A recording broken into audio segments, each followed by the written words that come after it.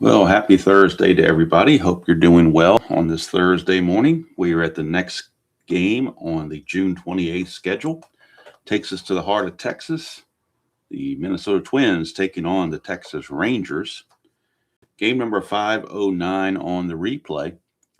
Arlington Stadium is a symmetrical ballpark which favors singles the same as home runs. So 11 is the magic number for everything.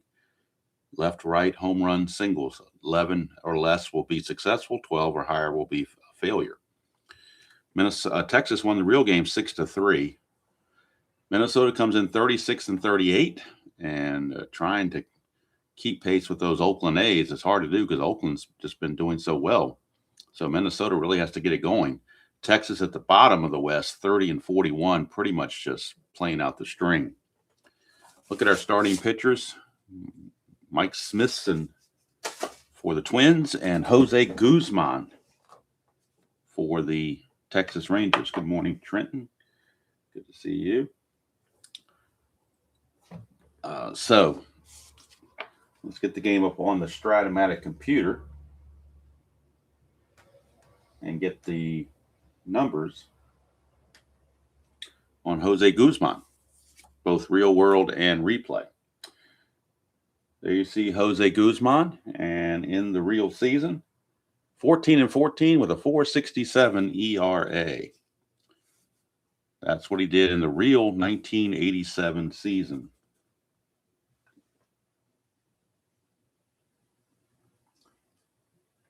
And on the replay, Guzman is 2 and 5, but he's got a 7.70 earned run average. He's really been struggling. I mean, it's just one of the worst pitchers in the league, to be quite honest.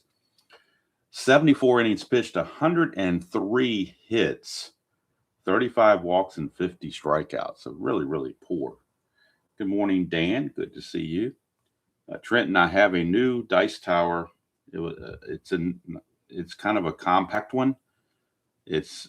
According to what it was, the write-up on it from Amazon is that it was primarily used by Dungeon and Dragon players. I don't know, but it's supposed to be really quiet, and so it was only $15. I want to go out and pay 30 or 40 bucks for a dice tower when I've already got one.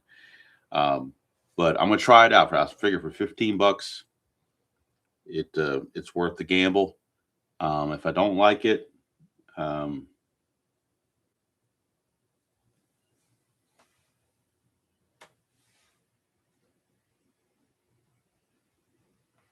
there is no AI here, Dan. There is no game pulse. There is no AI. There are no smoke and mirrors. This is just an old guy with Strat-O-Matic cards, a score sheet, and dice. I've even gone old school with the dice and went back to the ones with the dots on them instead of the numbers. So pretty much about as old school as you're going to get. Yeah, and I realized that, it's not going to draw huge crowds, but that's okay. I'm not here for crowds. I'm here to have fun. So people show up, they show up. They don't show up, they don't show up. I don't care. If I was looking for views, I would not be doing this. I could do a whole lot of other things on YouTube to get views. I mean, just looking at some of the retirement videos, if you just, anything up to do with retirement, people are getting, even ridiculous videos on retirement are getting thousands and thousands and thousands of views. So this niche is so, unique that if I get 100 views on a video, I figure I'm doing very good. So whereas other people are getting, thousands of views because if I wanted to put on something controversial or put on something about retirement, I could probably do something like that, but that's not why I'm here. So here to enjoy the hobby and share the hobby, so to speak. All right. So we got Jose Guzman's numbers out of the way.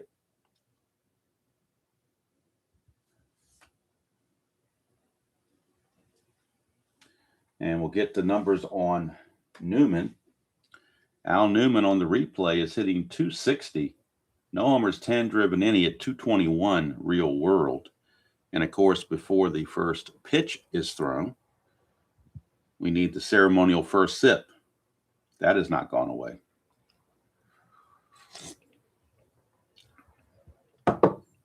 So now we are all set. Might need to back this up just a smidgen to make sure the dice tray gets in there. I think it is in here pretty good now. So I think that way we won't get anything cut off here. I'll try not to wobble, bump into the table too much because that's going to cause that to wobble a bit. And we don't want that, obviously.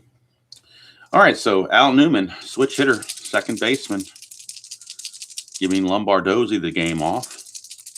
And I've gotten better rolling with my left hand, so we're going to try that and see how it goes. And there is the first pitch, and it's 6-8, switch hitter. And that's a 1 for a single, and else he lines it to second base. So Newman will line it right to Jerry Brown at second base, 1 away. And that'll bring up Randy Bush. Bush is playing as the right fielder today. Bush on the replay is hitting .263, 2 homers, 15 driven in. He hit .253 real world. Hello, Brown. So there's Bush, 6'5", lefty, ground ball to second. So Jerry Brown will make yet another play. So the first 2 batters, Jerry Brown has a putout and an assist. And now we go to Kirby Puckett. Puckett on the replay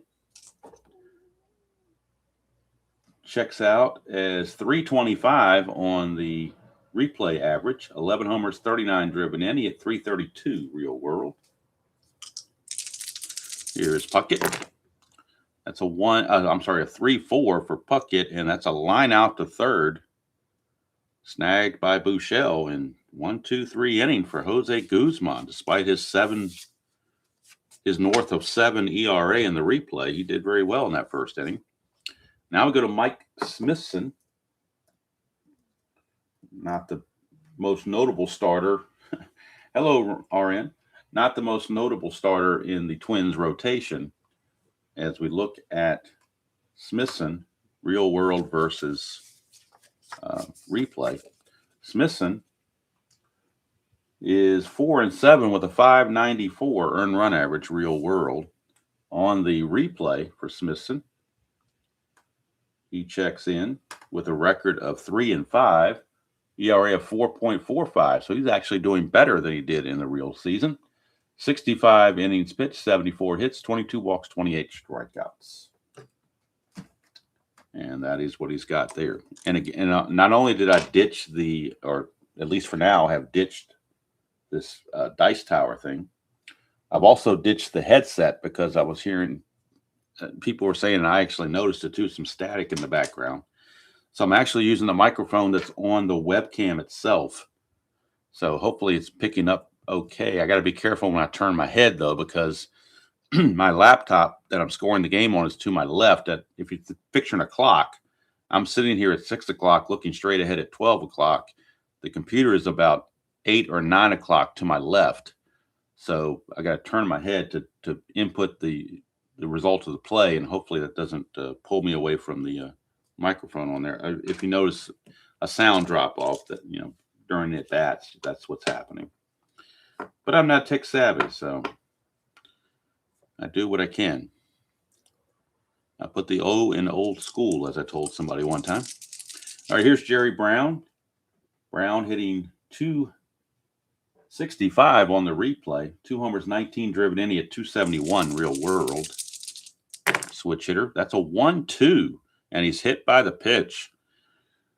So the first batter of the game for Smithson, and he plumps Jerry Brown. Smithson is a +5 hold, so Jerry Brown could make him pay. To get the lead, he needs a 2 or a 4 through 9. However, an 11, he would get caught. But he's going to try for that lead. That's a 4, so he does get the lead. And now he's a 15, being held as a 13, but the +5's an 18. 1-18, and he's in there. Stolen base for Jerry Brown. And the good morning, midlife. And the Rangers might very well be trying to take advantage of Mr. Smithson with that +7 on his hold rating, which makes him a +5 automatically. So for Jerry Brown, on the real season, he stole 27 bases, got caught 17 times. In the replay, that's stolen base number 20 for him. He's been caught 9 times.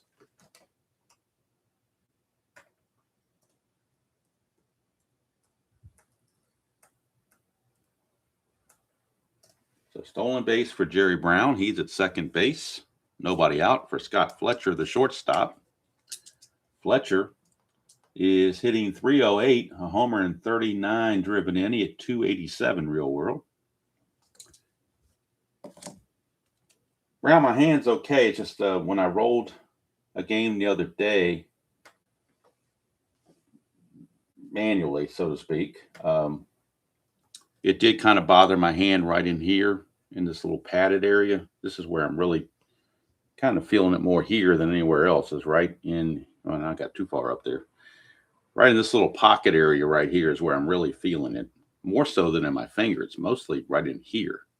That's where I'm feeling it. So I think rolling the dice maybe aggravated it. So now I've got it to the point now where I'm kind of going ambidextrous. So learning how to do it with my left hand is going to be okay. Now the havoc roll, I don't mind rolling just the one die. I can do that once in a while with the right hand. So I'll do the havoc roll there with that. Now we got Scott Fletcher. And we got a 5-11 righty on righty. That's a ballpark single check, and 11's a magic number for everything. But that's a 14, so that's going to fail. And he will line it to short. So if you're looking for accoutrements, fancy stuff, game pulse, whatever, you came to the wrong place, because this is old school as old school can get. All right, here is Ruben Sierra. The only thing I'm not doing old school is I'm not using my cell phone. That would be the ultimate old school, is to go back and use my cell phone. But I think I'd rather stick with what I got.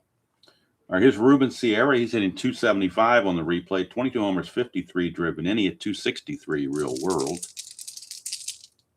Roll the havoc roll again for Sierra and Smithson. Nothing happening. Smithson's a 7 both sides.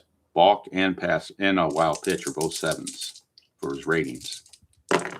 Sierra 3-8, and that's going to be a double 1-14. That's a 17. It's a single 2 stars, but with Brown at second base, that will score the run.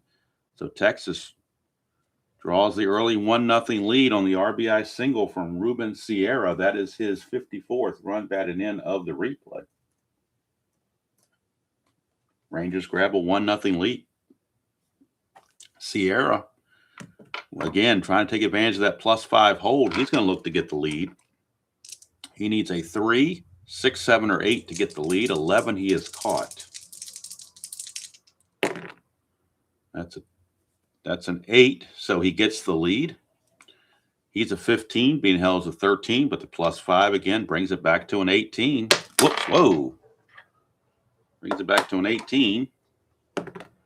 And that's a 2, so it's a possible throwing error on Laudner. His T rating is an 8, but he does not throw it away. But it will be a stolen base for Ruben Sierra. So Sierra with the steal, and we'll get the numbers on Sierra.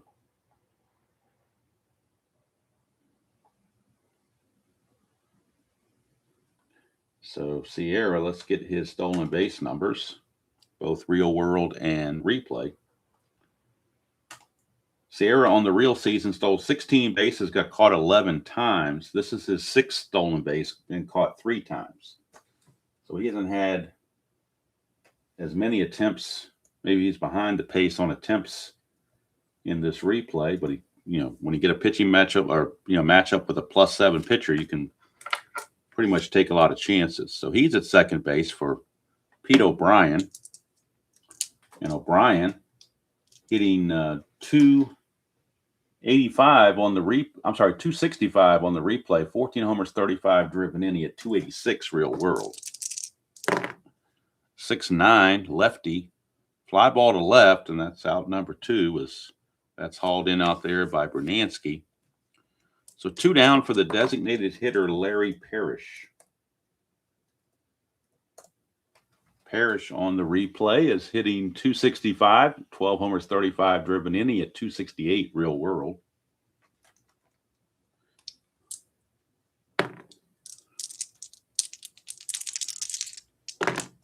That is a 6-8, and that's a line out to first base. Herbeck is going to snag it. At the end of one, it is Texas 1 and Minnesota nothing.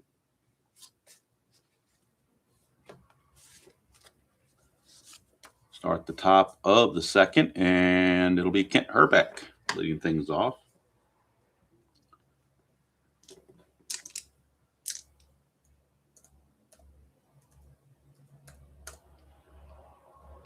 And I don't know how well I can show this.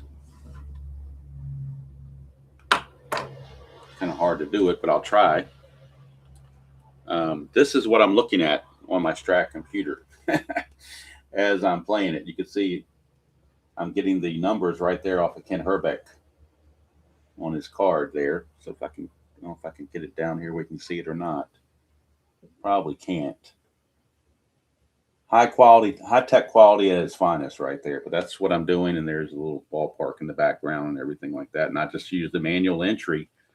So in Strat-O-Matic, when it comes time for him to hit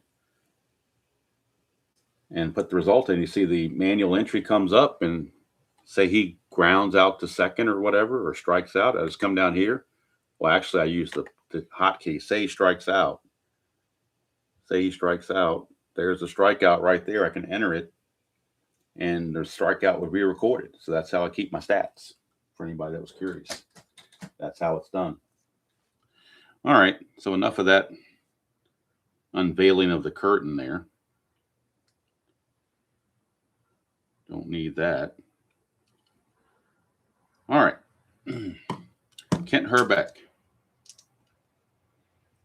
I did all that and never got to what his average really was in the replay. He's actually doing pretty well. He's hitting 294 on the replay, 18 homers, 54 driven in. He only hit 285. I think it was 285. Yeah, 285 real world. So he's a little bit above his average. And I'll mix it up. I'll try to do some right-handed, some left-handed. My hand's feeling okay now, so I'll try the right-handed version, see what happens. 1-6, and that's a strikeout. Boy, was that prophetic or what? I put in the strikeout for Kent Herbeck already when I was trying to show you guys. I put the strikeout there. I had it set up as a strikeout, and lo and behold, he hit a strikeout. So here we go. He strikes out, and who comes up next? But the next man up, Gene Larkin. So that was pretty wild. Did not expect that. I was just picking strikeout just to pick something easy to put in. And darn if it didn't do it. So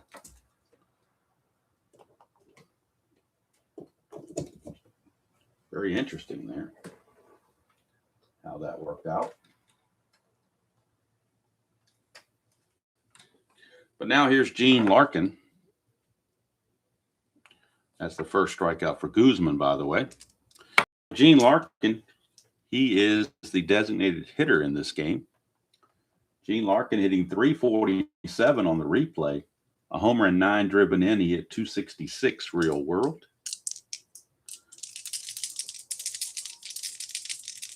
Maybe what I'll do is if it's a left-handed batter, I'll roll with my left hand. If it's a right-handed batter, I'll roll with my right hand. And a switch hitter, I'll roll depending on how he's batting. So Larkin's a switch hitter, so that means he's batting left-handed. So I'll roll this with my left hand. 1-7, and that's going to be a ground ball to third. Bouchel is out of there. 2 away now. And that'll send us to Roy Smalley. He's playing third base in place of Gaetti today. Smalley, not a very good third baseman. He is hitting 277 on the replay, 5 homers, 28 driven in. He had 275 real world, but he's a 4 E37 at third base where Gaetti's a 1. So they're going to definitely lose some stuff there. Hello, Thomas. So here is Smalley. Again, he's a switch hitter batting left-handed, so I'll roll with my left hand. And we get a 2 and a 7, and that's a walk. First walk issued by Guzman. 2-out walk to Smalley. We'll bring up Tom Bernansky.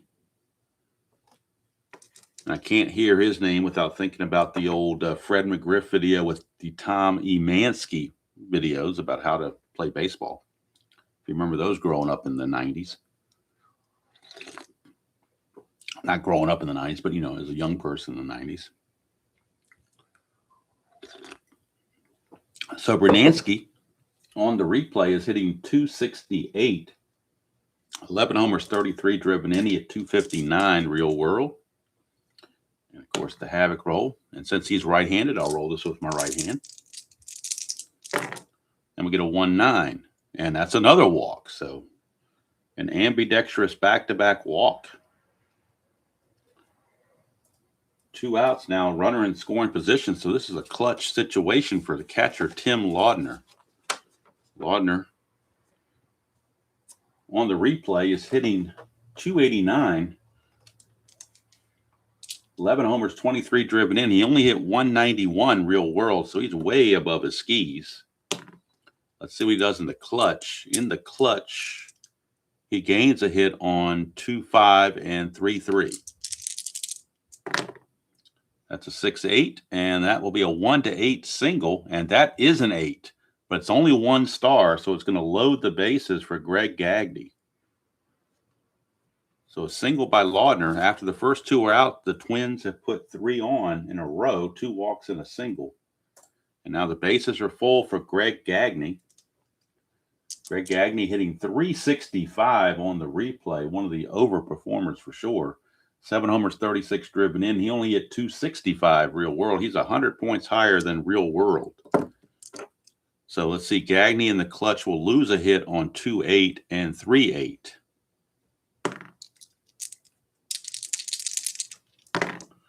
We get a 4-9, and that's a ballpark blast, which is a 1-11, and that's a 3. It's gone. A grand salami for Greg Gagne. Grand salami for Greg Gagne. Look it up. We'll do the up close and personal when there's home runs. So look at Guzman's card on the 4-9. You can see the ballpark blast, big and bold diamond shot right there. Called diamond shot, ballpark blast, whatever you want to call it. 4-9. The ballpark effects 11 is the home run, and that's a 3, and he's got normal power. So Greg Gagne with the grand salami, and the Twins lead it 4-1. And Gagne continues to impress. He is also the one player this season who hit for the cycle in the replay. But home run for Gagne.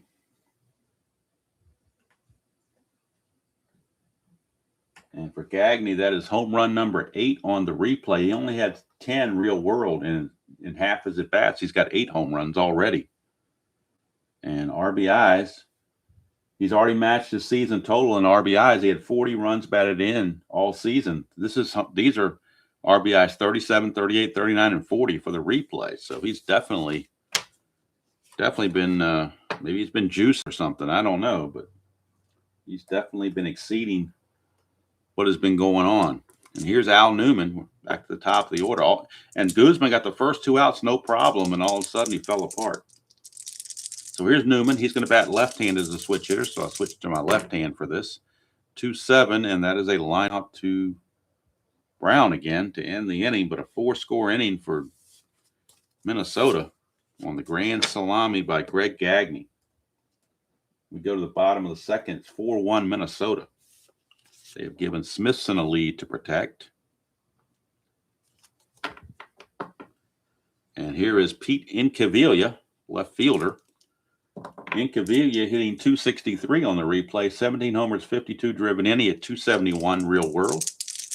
Incaviglia, a right-handed batter, so we roll with our right hand. 6-9, and that's a pop out to the second baseman Newman. 1 away. That'll bring up Odeby McDowell, center fielder. McDowell hitting just 225 on the replay. 4 homers, 21 driven in. He hit 241 real world.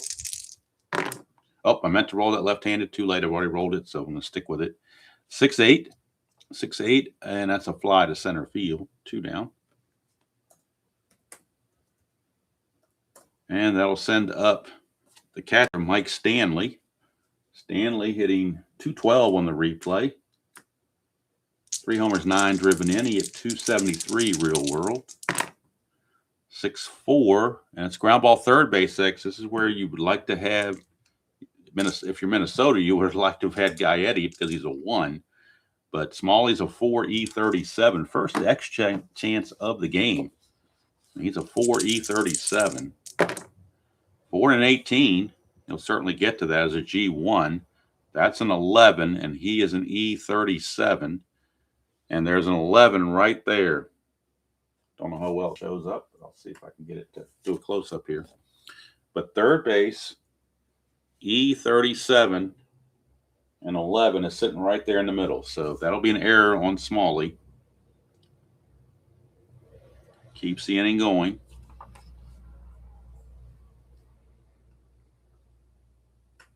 And now we go to the number 9 hitter, Steve Buechele.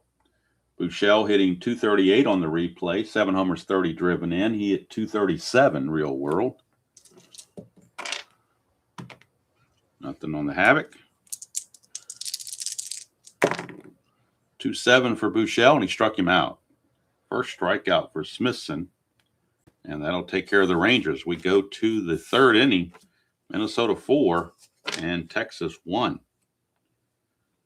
Tomorrow on Friday, we will have the final game of the week, and it's the Milwaukee Brewers hosting the Toronto Blue Jays in a battle for first place in the AL East. Good pitching matchup. Teddy Higuera for the Brewers and Dave Stieb for the Blue Jays. That'll be tomorrow.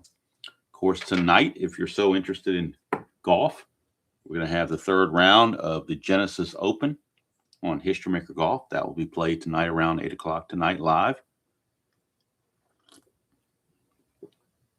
Then, of course, on Saturday, we've got the NBC Game of the Week on Fall Classic Baseball 1979. All right, here is Randy Bush. He's a lefty, so I'll roll left-handed. 5-7, and that's going to be a ground ball shortstop X. We are looking at Fletcher. Fletcher is a 3E26. 3E26 for Fletcher. 3 and a 4 is going to be a base hit. That's an SI1, and that's a 12. E26. There's a, and look at that's incredible. E26. The only one base error on E26 is a 12, and he found it. So it's going to be a base hit plus an error. Single plus the E6. And Bush is at second base. Nobody out. That'll bring up Kirby Puckett. Guzman in trouble. Already down 4-1. That's a 2, chance for a balk or a pass ball. We're looking at a balk chance. Guzman's balk rating is an 18, so that's a high probability of a balk. And it is, so Guzman will balk Bush over to third. Now that's going to cause the Rangers to bring the infield in, try to choke off the run if they can. Facing Puckett. 2-11 for Puckett. That's a fly ball right field B question mark. So it's a possibility that we could have a sacrifice fly. However, Sierra is a -2 arm, and Bush doesn't run all that well. So with the big guys coming up, I think they're going to play it safe and just not try anything. They don't want to give up that runner at third base. If there was already one out, they might have done it. But with nobody out and you got Herbeck coming up, I think you let Herbeck do Herbeck things. So, yes, midlife. They came from ID Jester. They certainly did.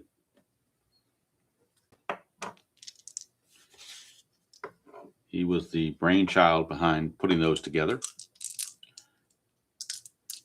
All right, here is Herbeck. Infield, of course, is in.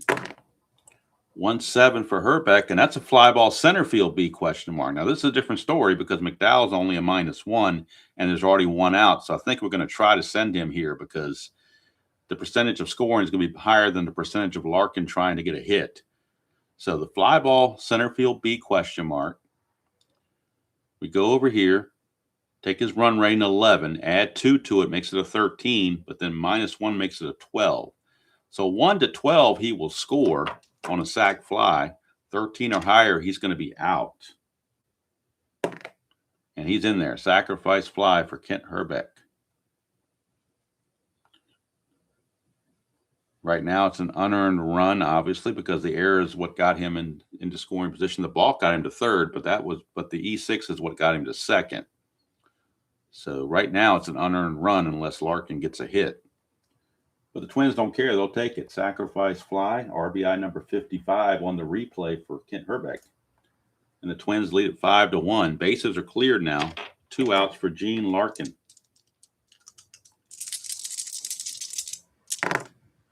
That is a 3-9 for Larkin, and that's a ground ball to second base. Innings over. If anybody wants those ID gesture charts, send me an email, and I'll be glad to send them to you. I think I sent them to Thomas already. I've sent them to a few people. I know that. So if you are so interested in wanting to do that or wanting to get those, I'll be happy to send them to you. But I can't take credit for them. That's an ID gesture creation. Strat-O-Matic could probably learn from something like that, because I noticed on the on the Barnes & Noble version, it looked like they may have done something different with the advanced charts, but the super advanced charts were still the flimsy little pieces of paper.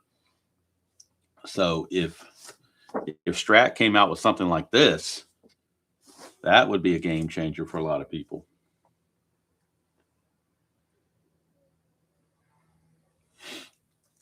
So we go to the bottom of the third. It'll be Smithson to lead it off, or step out there. And Jerry Brown, top of the order, is going to lead it off for the Twins.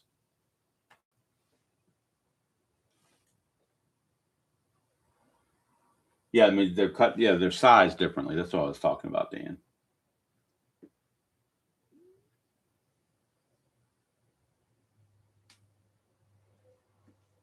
Hey, John, as far as I know, the computer cards and the Strat cards are identical as far as I can tell. I haven't seen any differences. I'm looking at, let me look at Jerry Brown here. I'm looking at his card versus right-handers because that's what the computer shows me. And everything I'm seeing here is identical. So all I do is just make the entries. But everything I'm seeing on here is completely identical. I don't see any differences. So all I do is just enter what happens on the result. I do it manual entry.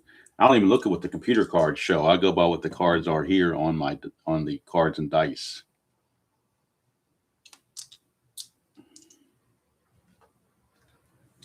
So for anybody that wants the ID gesture fielding charts,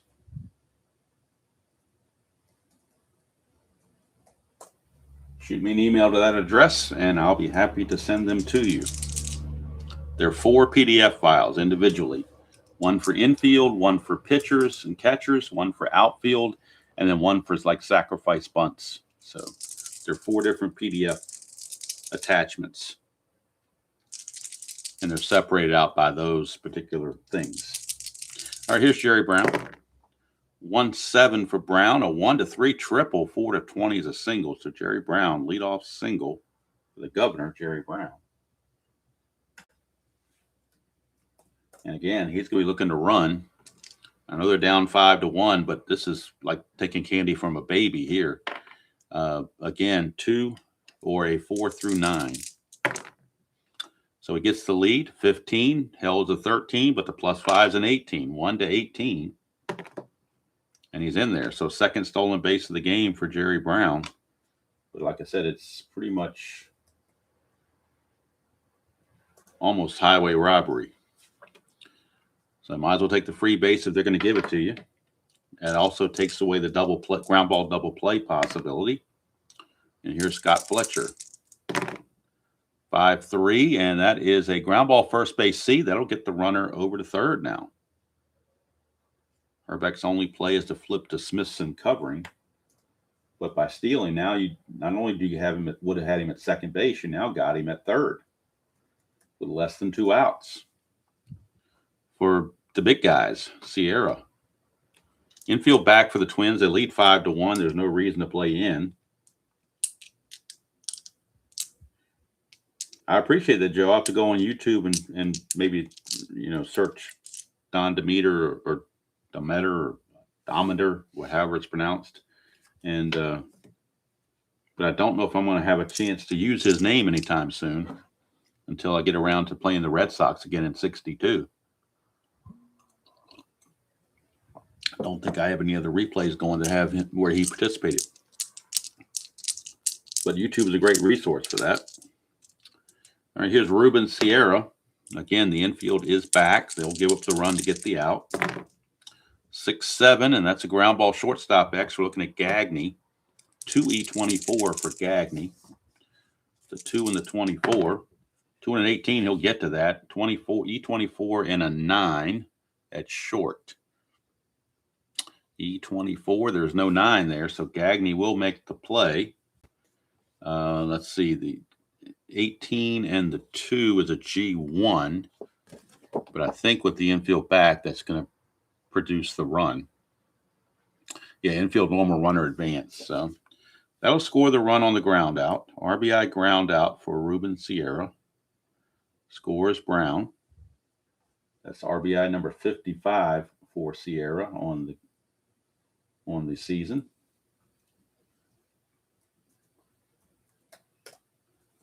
And now with 2 outs and the bases empty, it brings up Pete O'Brien.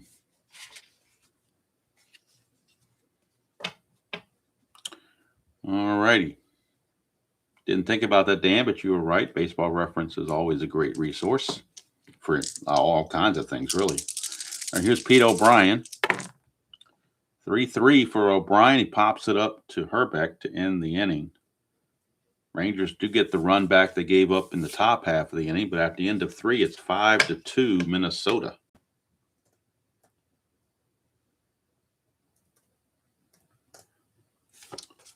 Guzman back out, and he'll be facing Smalley, Brunansky, and Laudner.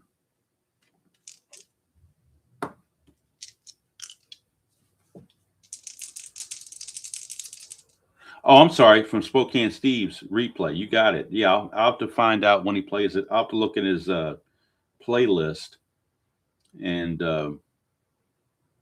see when he has a Tiger. We'll pick out a Tiger game and see how he pronounces it.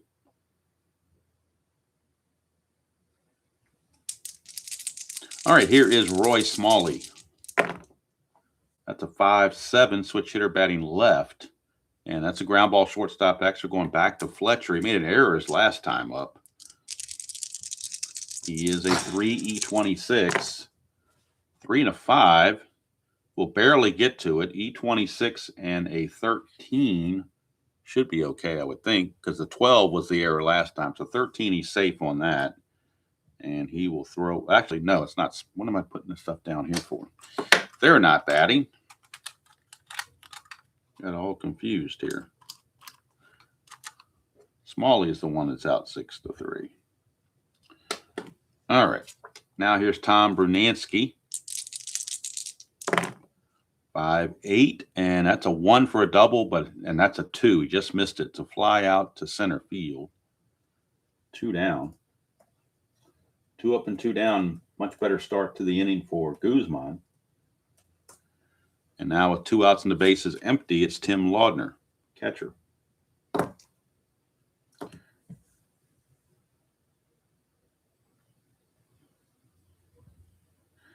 Mr. Gudeman, very nice. I've been watching a lot of your videos. I enjoy your unboxing videos. I've been watching your 62 and 68 unboxing videos. And just some of your general gameplay, just because of I just like the interactions and everything. So I'm happy to see you on board. Hope you were doing better. I'm trying to continue this replay. You're the one that got me going on this to do this every game thing. Only problem is I only chose the American League because the whole thing would have taken too long. I'm only on game 509 now, so I'm not even halfway there yet.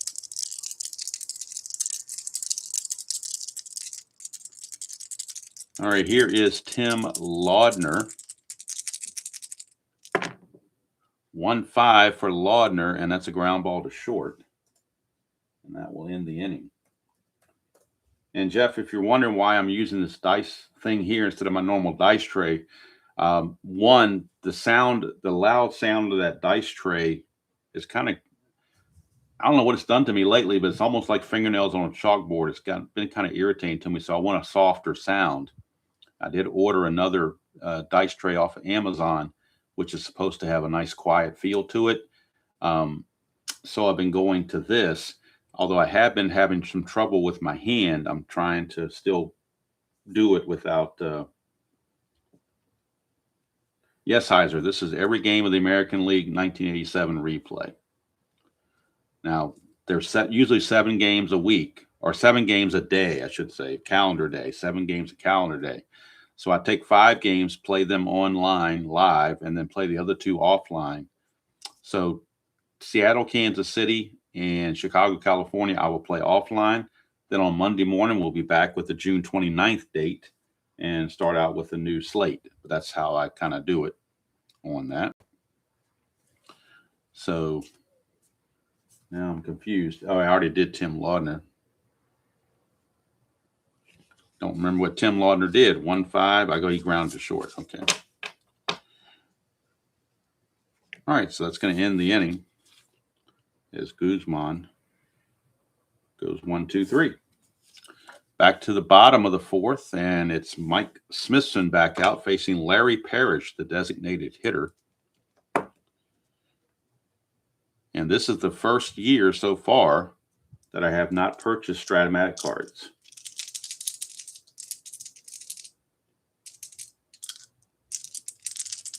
So here is Larry Parrish. 3-9, and that's a strikeout. Smithson gets him. That's the second strikeout for Smithson. And what I've been doing to help my hand with rolling these dice is when it's a right-handed batter, I use the right hand to roll the dice. If it's a left-handed batter, I'll use the left hand to roll the dice. So right now we've got a couple of righties going. So yeah, I'll check that out, Andrew. I'll go check out Steve's game from yesterday. Here is Incaviglia. It's a 5-5, and that is a double 1-8, and that's a 3. So it's a double for Pete Incaviglia. Incaviglia with a double. 5-2 Minnesota. Texas trying to get back in this thing. McDowell is up. Center fielder. He's a lefty, so I'll roll these dice with my left hand. He's 0 for 1. 5-7. Ground ball second base X. We are looking at Newman. He's a 3E10. So we'll get our chart out. He's a 3E10. There's Newman. Oh, a 3 and a 1. That's terrible. It's a single 2 stars. Or since Jeff's here, 2 asteroids. Pay homage to that. Because a lot of the vernacular I've acquired has come from Jeff on a lot of these things. Clutch situations and asteroids, different things like that. All right, 13. And he is a 3 for second base. Where is he?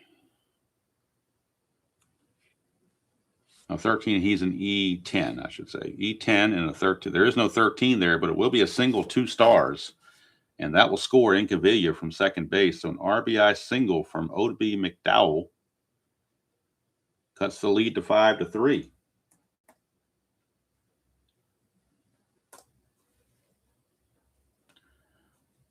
McDowell, he's going to try his hand at getting the lead because of that +5 hold rating. So a 4 or a 6, he gets the lead. Doesn't get it, so he'll hold. And here's Mike Stanley.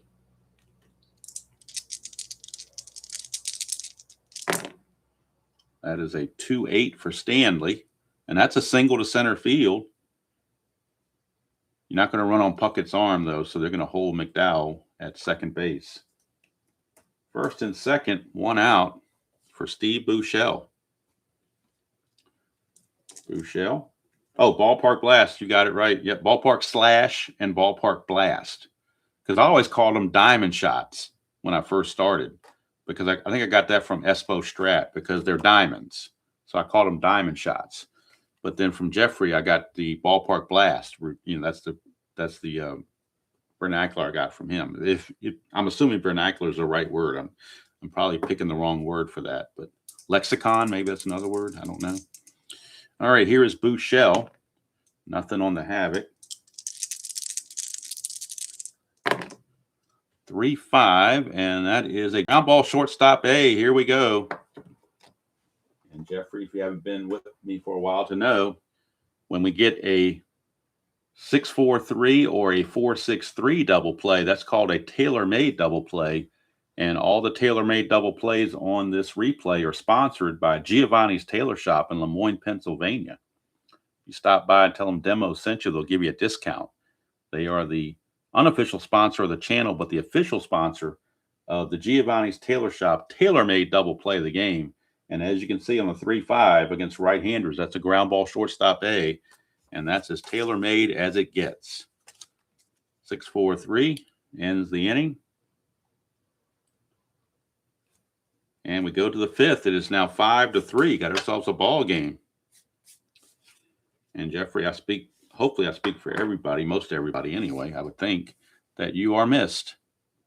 Your games are missed for sure. Even if you don't play games, if you just come on and just, talk, that's something we'd be interested in too. Just to have a chit chat, maybe if that helps your well-being, that would help too.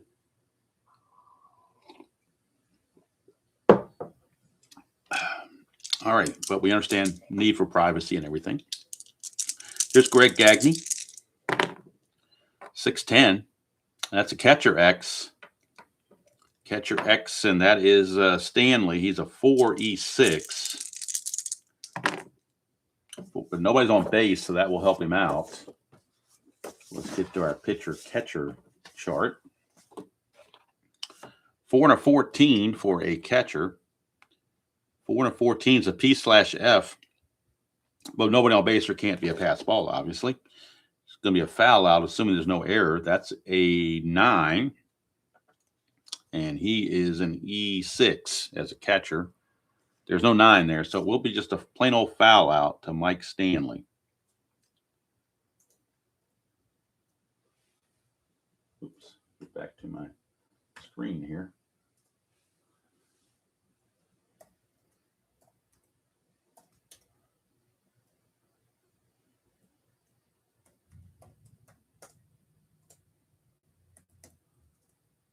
So Gagne is out. Back to the top of the order for Al What-Me-Worry Newman. That is a 3-7 for Newman, and he will pop it up to third. Bouchel is there, 2 away. So Guzman has settled down since a rough beginning. That grand slam from Gagne kind of shook him a little bit, but he's recovered since. Actually has retired 8 in a row. Tired 8 in a row. Here's Randy Bush. He's the last one to get a single off of him, or to reach base off of him, I should say. And that run ended up being unearned because of the error, for sure. So here's Bush, lefty, so we'll roll left-handed. 3-6 for Bush. That's a 1-2 triple, but that's going to be a 3, so he'll have to be happy with the single. Randy Bush with the base hit. 2-out single. Could try to steal, but might not be very smart. Guzman is he's a +5 hold too, so actually probably not a bad idea. Both pitchers are +5 on their hold, so a 4 or a 6 gets him the lead. That's a 5, so it's a moot point anyway. So here's Puckett. 210 for Puckett, and that's a ballpark single check. It's always an 11, and that's a 6, so it's a base hit. 1 asteroid, to use a Mr. Guzman terminology. Used to call it 1 star, but he's always called it 1 asteroid. Oh, clean as a baby's ass. That's another one. Can't forget about that one on the home runs. All right, here's Kent Herbeck. Clutch situation. That's another one. Clutch situation for Herbeck. And let's see, against the righty, he gets 1 hit on 112, and that's it. 5-7 instead is a ground ball shortstop X. Had a lot of those for Mr. Fletcher at short. He is a 3. E26 is Fletcher. So we'll see what he can do. 3 and 18, that's a G1, no problem. That's a 10. Usually aren't too many errors on 10s, and they're not here either. So Fletcher will make the play to end the inning. And Guzman gets out of it again. So we go to the bottom of the 5th. Still a 5-3 Twins lead. This is the fatigue inning for Smithson. He is a number 5, so we'll keep an eye on his fatigue factor. And also the good coffee. That's another one from Mr. Guzman. That is good coffee. Although I will claim copyright on the ceremonial first sip. All right, here is Scott. I mean, why did I have Scott Fletcher up? Should be Jerry Brown. Well, how did he get out of order here? Jerry Brown leads it off.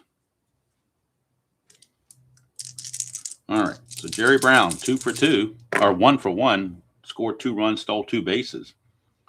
5-6, switch hitter batting left. That's a ballpark blast, but he has weak power.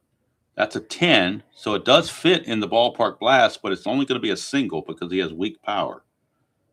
So Jerry Brown has reached base again. And again, he's going to be looking to steal. He's 2 for 2 on stolen bases. Why not keep it up? 2 or a 4 through 9. 7, that falls in the 4 through 9 category. So again, 1 to 18. And he's in there. It's a possible throwing error on Stanley. He's a T8. No throwing error, but it is not Stanley on Laudner. He's T8. They're both T8s, actually. But it's going to be a stolen base for Jerry Brown. That's his 3rd stolen base of the game. So talk about taking advantage of the pitcher-catcher quotient or combination. Now here is Scott Fletcher. Fletcher is now the tying run at the plate. 1-7 for Fletcher. That's a grounder to short, so good thing we stole the base or it would have been another double play. Instead, just a 6-3 ground out. 1 away, and that's going to bring up Ruben Sierra. Switch hitter, he is 1 for 2.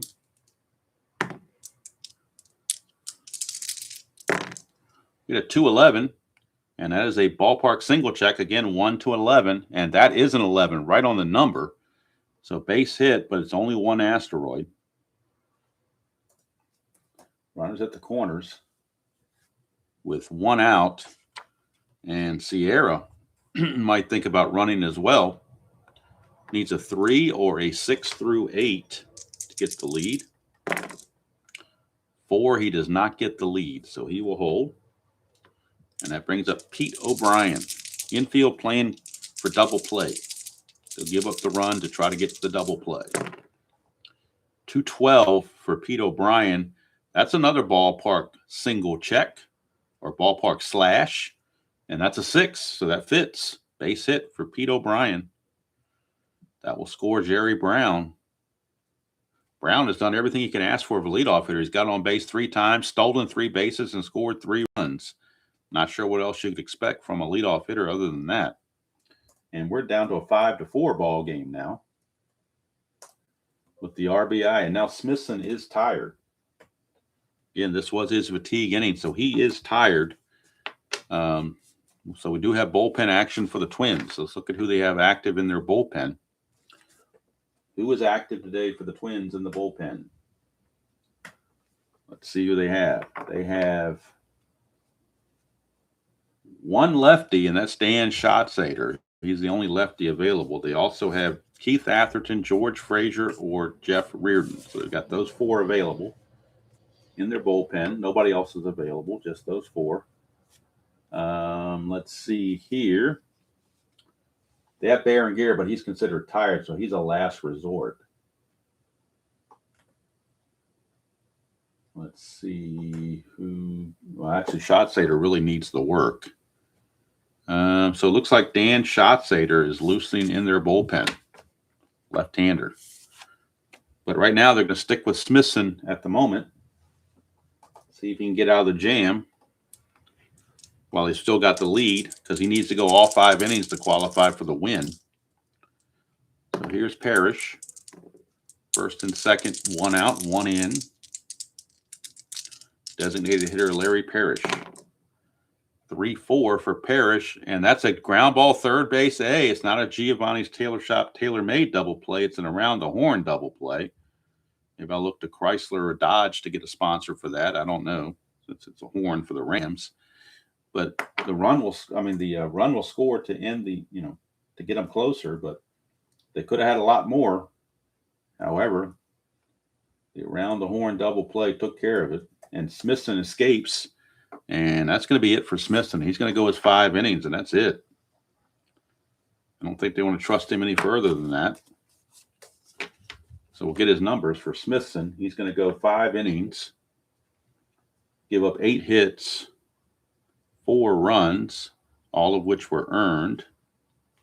And let's see, he only struck out 2, and he hit a batter, but no walks. And it looks like we have Dan Schatzeder coming in to pitch for the Twins in the 6th inning. Schatzeder a 0 hold, so that'll certainly help with the base, holding the base runners. So now it's a 5-4 ball game, top of the 6th for Jose Guzman. Be facing Larkin, Smalley, and Brunansky.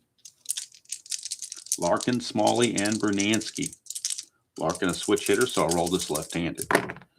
2-8, and that's a base hit for Gene Larkin. Leadoff single for Larkin. Now, Bobby Valentine might have to get the bullpen for the Rangers stirring just a bit. Here's Roy Smalley. Smalley. 2-3 for Smalley. That's a ballpark single check, ballpark slash. But a 15's too high, so that will be a line out to second base. 1 away. And that'll take us to Tom Brunansky. Brunansky 0 for 1. 6-6, and that's a strikeout for Guzman. That is only his 2nd strikeout of the game. And with 2 outs now, and Larkin still stuck with first base, it's Tim Laudner.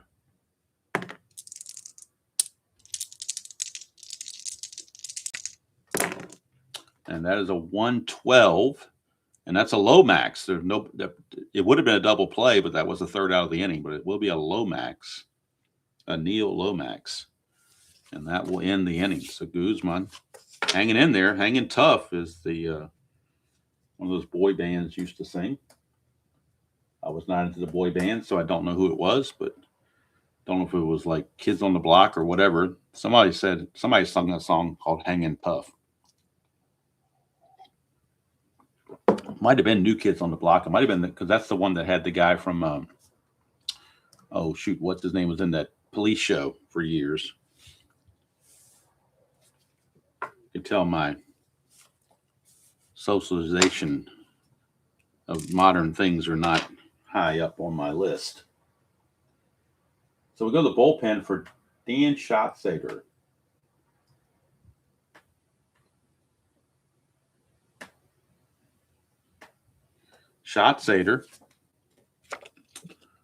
Dan Schatzeder, 3-1 with a, if I can get to focus, 6.39 ERA. So not very good for Mr. Schatzeder.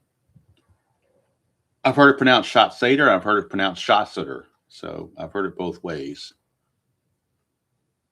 I'm not sure what the official pronunciation is. I guess, like I said, you can go to Baseball Reference or whatever, and maybe they'll spell it out for you. On the replay, Schatzeder. Donnie Wahlberg, that's it. Yeah, there you go. Let's see here. Let's go to Schatzeder. He came over from the Phillies, I believe. But anyway, he's only had 3 innings pitched in the replay. And he's got a no one-loss record with an 8.10 ERA. He's given up 6 hits in just 3 innings, no walks and a strikeout. And he'll be facing Pete Incaviglia to lead it off. 2-10 for Incaviglia, and he cracks a home run right off the bat. He greets Schatzeder with the long ball. We got a tie game. There you go. Get the close-up. Clean as a baby's ass right there for Pete Incaviglia. 2-10, left-handed. If Jeffrey's still around, clean as a baby's ass just for you, Jeffrey. Right there. 2-10. And we got a tie game at 5 apiece. Smithson can now not get the win. But, boy, that was... Oh, you're welcome, Brown. Like I said, anybody that wants it can have it. All right, here is O-Matic McDowell, lefty-lefty matchup, 6-9. And that's trouble for Schatzeder. 1-2 is a double. That'll be a base hit, though, for O-Matic McDowell. So we have the home run from Incaviglia. I forgot to look at what home run number that was. I'll have to look it up later. McDowell is aboard, and he's going to be looking to run.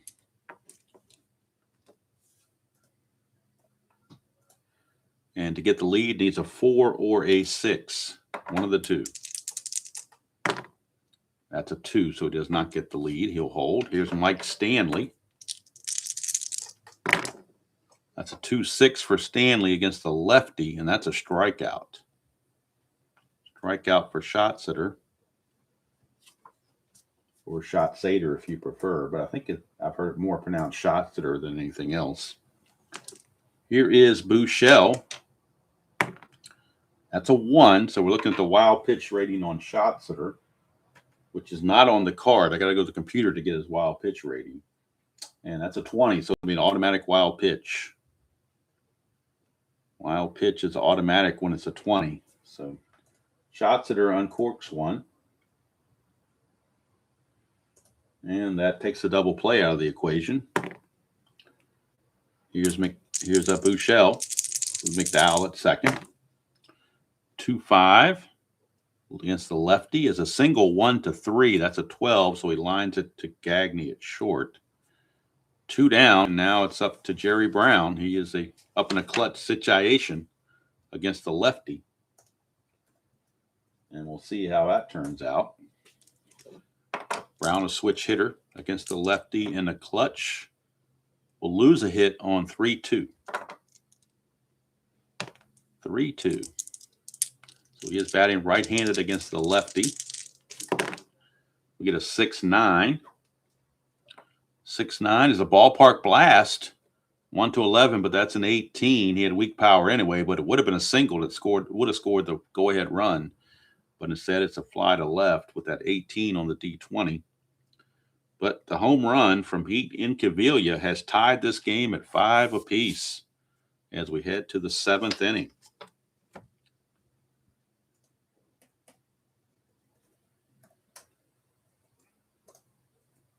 And Guzman, this is his fatigue inning, so we'll keep an eye on that. He's got that 7 there.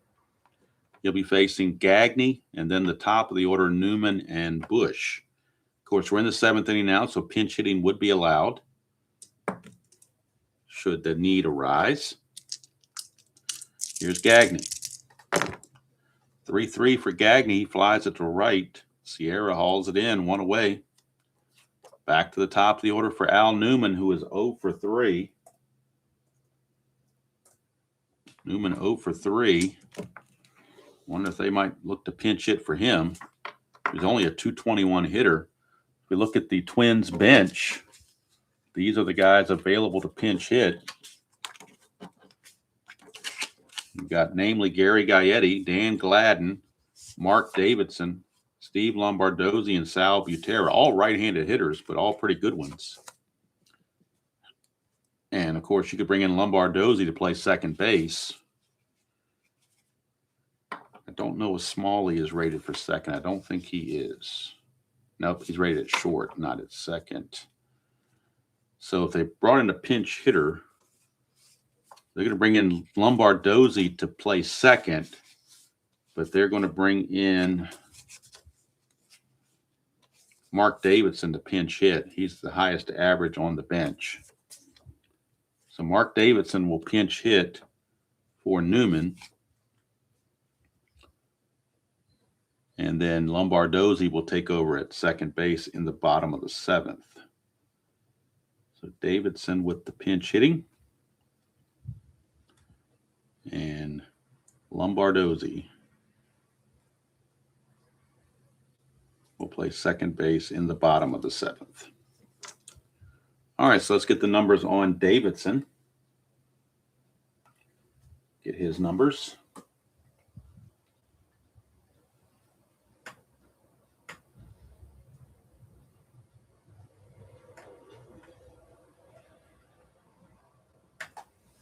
Davidson is hitting 213 on the replay, a homer and 7 driven in, but he did hit 267 real world.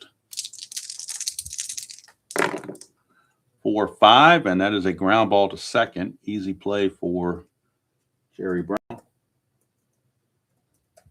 2 away, and that's going to bring up Randy Bush.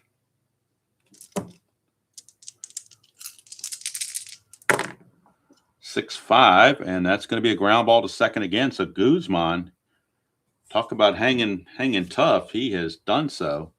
3 up, 3 down here in the top of the seventh. He carries full endurance into the 8th inning after that ground out to second base. Question is, do the Twins want to continue with shots at her or go in another direction?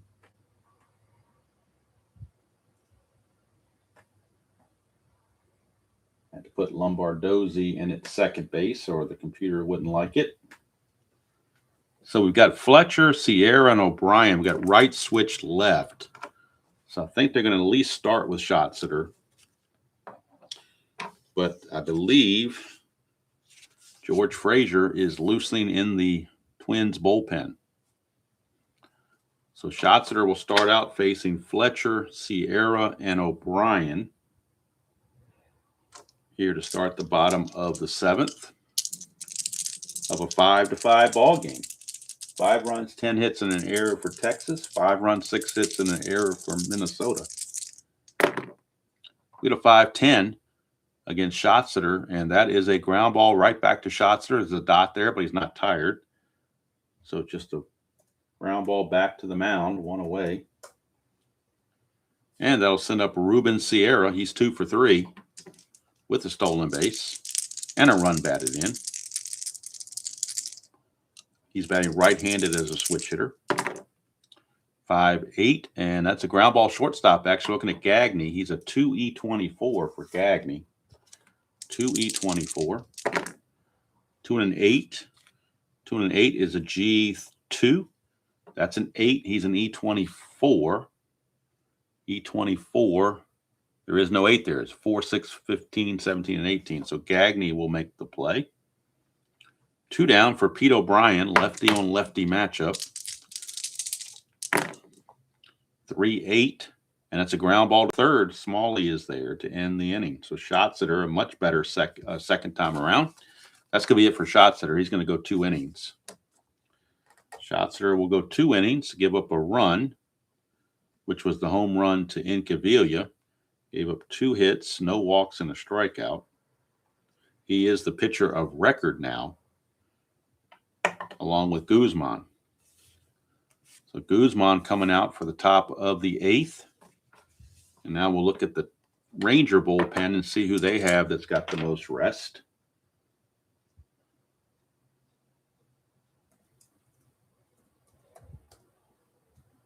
After I fill in this on the computer. All right, looking at the Ranger bullpen.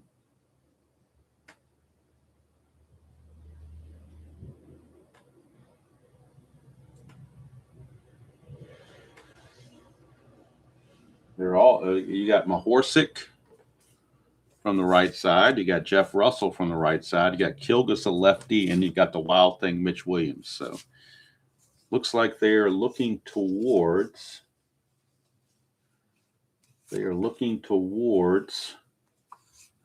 Mahorsic. So he's loosening the bullpen just in case Guzman starts to fade. Right now he's facing Kirby Puckett. Start the top of the 8th of a 5-5 ball game. Let's see if I need to back this up a bit. Just a hair. The right side of the card starting to fall off a little bit. So we'll bring that back. All right, here's Puckett. 6-6. And that's a strikeout. Guzman, boy, I tell you what. You got some kind of second energy there. I don't know where it's coming from, but he's got it. Here's Herbeck. 4-5, left-hander. That's a fly to the left. 2 down. He's figured out the secret sauce, whatever it is. We go to now Gene Larkin, the designated hitter, switch hitter. He's 1 for 3. 5-6, and that's a fly to right. So 1, 2, 3 again for Guzman. So we'll go to the bottom of the 8th, still tied at 5 apiece. And now the Rangers coming up. We'll have Parrish, Incaviglia, and McDowell. And the Twins will go to a right-hander, George Frazier, out of the bullpen to replace Schatzeder, who went 2 innings.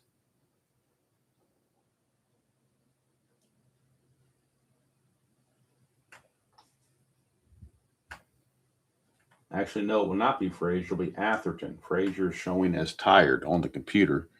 So must have been overused a little bit. So we'll bring him in as a last resort. So instead, we will go to right-hander Keith Atherton out of the bullpen. Atherton 7-5 with a 4.54 ERA real world. He also recorded 2 saves in the 1987 season. He has a hold rating of 0, so that's going to make that still a 0. Keith Atherton. He'll be facing Parrish, Incaviglia, and McDowell for the Rangers. 5-5. On the replay for Atherton, he has not done quite as well. 3-5 with 3 saves, but a 7.86 ERA. 45 innings pitched, 47 hits, 17 walks, 36 strikeouts. So Atherton facing Parrish. That is a 2-5, and that is a ground ball to short. 1 away. In case anybody, not that you were curious or thinking about it, but we are getting close to, once we hit July, you got to start thinking about All-Star game. And there will be an All-Star game in this replay. I'm going to take the original National League All-Stars, pull them from the National League teams, get them ready to go. And then I'm going to make my own All-Star team off of the replay stats. I'm not going by the actual All-Stars. I'm going to take whoever's having the best year in the replay. So most likely Jimmy Key would be the starting pitcher for the American League. That kind of thing. So I do plan on doing that, in case you were curious by any reason. Here's Incaviglia, 6'9". That's a 1-5 for a triple. 6-20 is a double. So Pete Incaviglia cracks a double. He has been something else. A double, a home run, and now another double. So Incaviglia has been getting it done at the plate. Might have a pinch runner for him. I think the Twins are going to go to the bench for a pinch runner and a better defender. And the guy that qualifies on both counts is Bob Brower. So Bob Brower will come in and play left field in the 9th, but he's going to pinch run for Incaviglia now because he runs at a 16, whereas Incaviglia only ran at a total of 10. So he can score a lot easier on the base hits, plus it improves the defense. So Brower is going to pinch run in the 8th and stay in the game to play left field in the 9th. Bob Brower. So we bring on Brower in the computer to pinch run.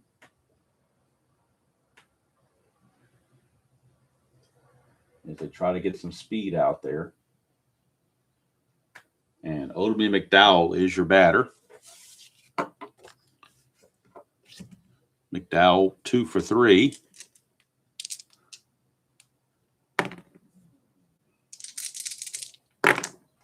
Get a 3-9 for McDowell, and that's a double 1 to an 11.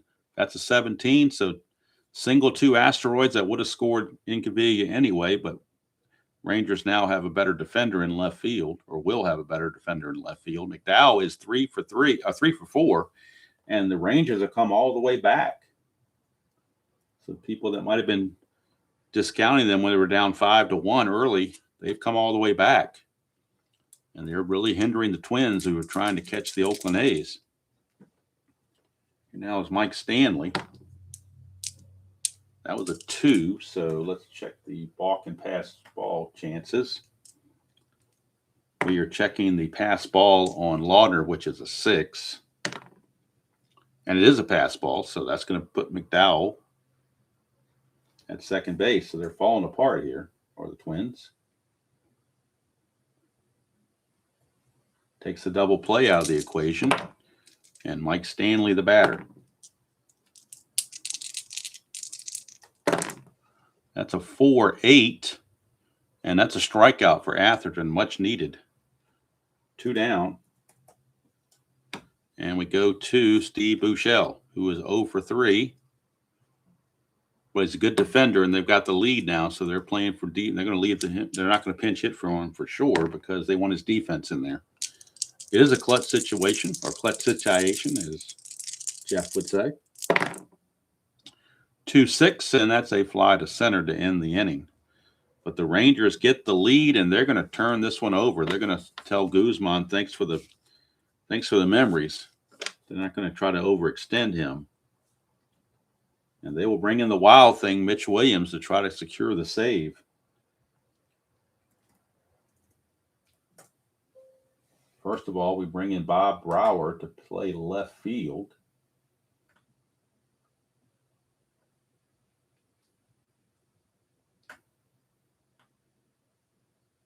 And Mitch Williams, the wild thing, is going to be coming on for the Rangers, rather. So it will not be Mahorsic. It'll be Mitch Williams. And we'll get the numbers on Guzman, who hung in there really tough. Gutted out 8 innings, and now can reap the benefits of getting a win.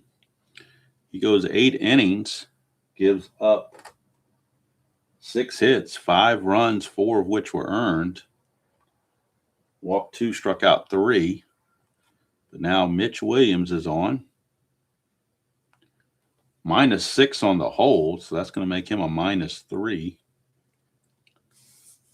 So Mitch Williams will be on to face Smalley, Bernansky, and Laudner, but they do have Gaetti on the bench, and we might see Gaetti coming in shortly. Smalley, though, is 275, so they won't hit for him, but I got a feeling when you get to Laudner, they may bring in Gaetti to pinch hit. But right now, we're doing Mitch Williams. Get the numbers on Williams, both real world and replay. The wild thing, Mitch Williams. Look at his numbers here. 8-6 with a 3.23 ERA on the 87 season. And add to that, he garnered 6 saves. I've used him a lot more in this replay as the closer. I've got him with 11 saves already. He's 0-3 with 11 saves and an ERA of 6.46. 31 innings pitched, 23 hits, 30 walks, 41 strikeouts. And he'll be facing Roy Smalley to start things off. Here in the top of the 9th, Twins had a 5-1 lead. They now trail it 6-5. That's a 2-7 against the lefty, and that's a strikeout. Smalley out on strikes. 1 away for Tom Bernansky, and Gaetti is in the on-deck circle to bat for Laudner. Here's Bernansky. 1-2. That's a Lomax with injury. So we'll roll for an injury just in case it goes to extra innings. 1-6, he stays in the game. 7 or higher, he comes out. And he will come out. But that's only if there is a extension of the game. Twins down to the last out. We'll send Gary Gaetti to the plate as a pinch hitter for Bernansky. get the numbers on Gaetti as he hits for Laudner. And Dan Gladden, if it goes extra, or it goes to the bottom of the ninth, Dan Gladden would come in and play left field for Bernansky. Right now, though, it's Gaetti. He's got to get something done. Gaetti is hitting .269 on the replay, 16 homers, 63 driven in. He at .257 real world. Last chance against the Wild Thing, Mitch Williams. You get a 6-3, and that's a ground ball shortstop X. We're looking at Fletcher. Fletcher's a 3E26. 3 and a 19. You'll get to that. That's a total of not 14. So an E26 and a 14 is a good play, and that's your ball game. Mitch Williams puts down the Twins 1-2-3 in the ninth to garner his 12th save of the replay. Only had 6 real world, but he's got 12 here. Guzman gets the win. He improves to 3-5. The losing pitcher will be Keith Atherton. I have to get his numbers in a second when I go to the computer. Mitch Williams locks it in with a save. And we'll go to the box score to wrap things up here.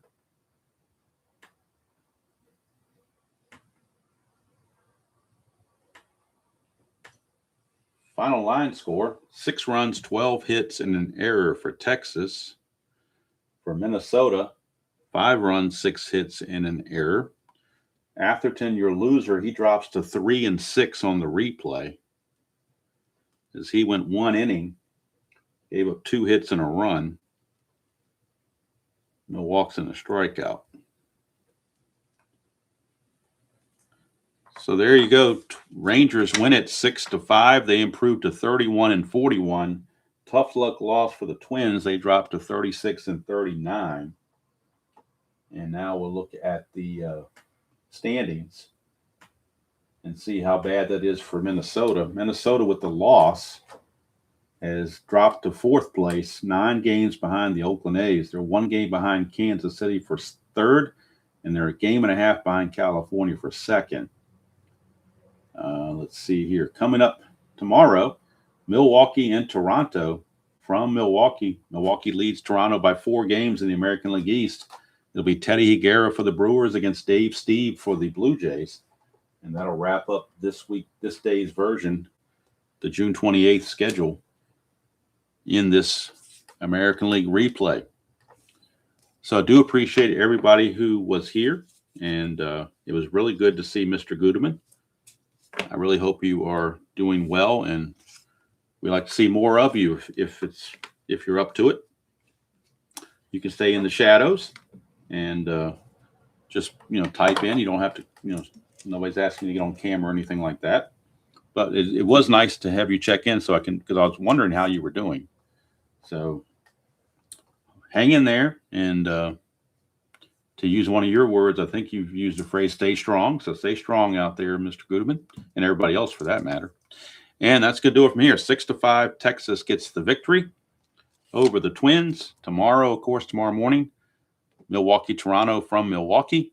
And tonight at 8 o'clock Eastern, if you're so inclined, the 3rd round of the 2025 Genesis Open in History Maker Golf from Riviera Country Club. That'll be taking place tonight around 8 o'clock Eastern. If you're so inclined to want to look at History Maker Golf, which is a really, really fun game. I'm really enjoying it. But that's going to do it from here. Hope you all have a great day. Till next time, enjoy playing whatever game you choose to play, however you choose to play it, and I will see you all down the road.